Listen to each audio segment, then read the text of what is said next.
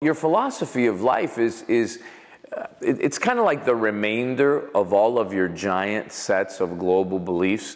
Your philosophy of life is what you believe about life in general and the mega topics of life, right?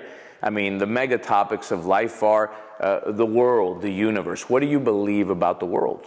What do you believe about the universe? What do you believe about God, right? Is there a God? Isn't there a God? You know, I mean, does it want the best for you? Does it pick some to succeed and some to fail? Does it have a wrath? Is it, you know, loving unconditionally towards everyone? I mean, you know, what do you believe about life? What do you believe about love? Is love only come to some and not to others?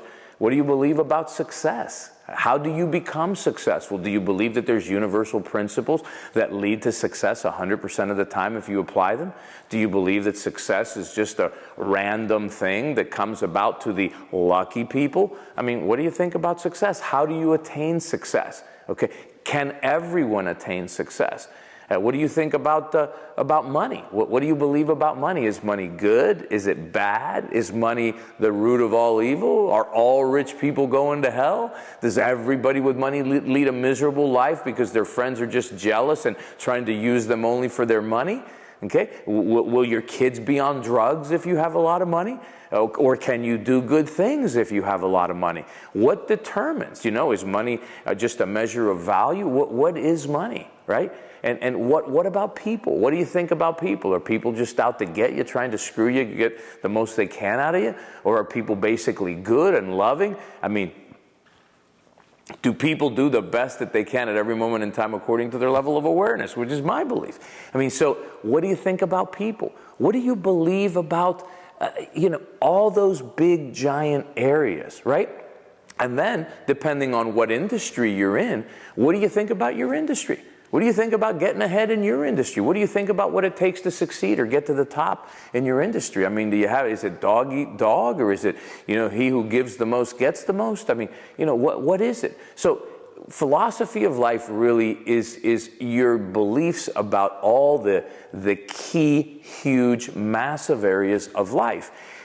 The general areas that apply to all of us, and then the specific and particular areas that apply to you in the situation that you're in. I mean, if you're a musician, you have certain beliefs about music and about what it takes to be a great musician that people who are not musicians don't even think about. If you're an artist, the same thing. If you're a businessman, you have beliefs about business that people that are, you know, accountants or artists or musicians, or they got another total different belief system. And so these are the keys. Now, the important thing about philosophy of life is that again, I mean, you go back to this thing, and I'll sound like a broken record, and I'll repeat this over and over and over again, but you go back to this thing that our initial beliefs about anything were conditioned in us from the time that we were little. Now, you may say, well, you know, from 0 to 7, what did anybody tell me about business? Well, maybe they didn't tell you directly, but you heard your parents talking about it, or you saw movies where people were saying things about it, or you heard,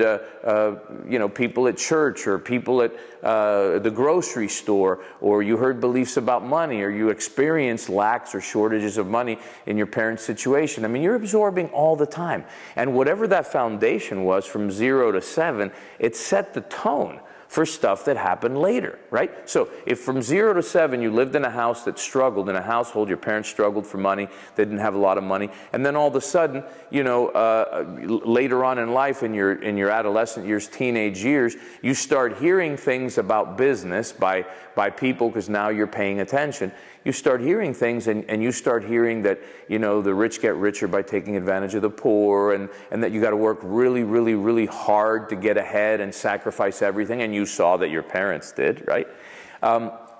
Then it's real easy for those beliefs to just kind of flow in, because they agree with the tone and vibration of your foundation, okay? And that's what a lot of people don't understand. You know, when your beliefs agree with the tone and when new information agrees with tone and vibration, you didn't have necessarily the content before, but now it's content coming in that is of the same vibration and tone of stuff that you had instilled in you when you're very young. You accept that stuff very easily.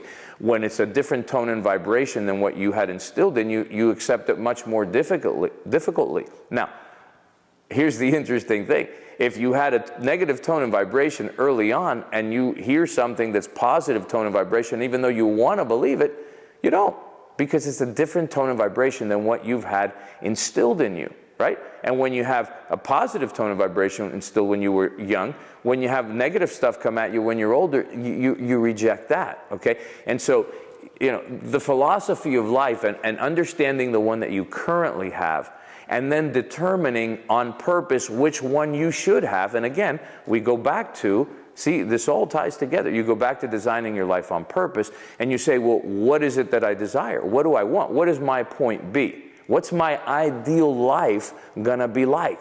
If I could have it all, okay? If God appeared and said you could have $100 million, and on top of that, anything else you want, health-wise, relationship-wise, everything else, what would you do? Okay, what would your point B be like? Okay, well, guess what? Build a philosophy of life of a person that would have that. Build a philosophy of life of a person that has your ideal life, and you'll have your ideal life.